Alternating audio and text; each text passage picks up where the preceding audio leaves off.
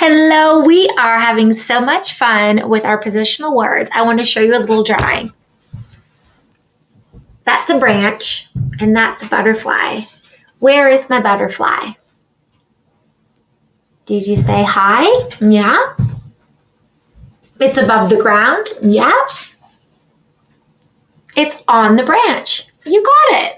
Well, today's activity, you're going to need some scissors and some glue, and you're going to get an activity book, and you're going to be cutting out butterflies and pasting them on pages where the sentence tells you to.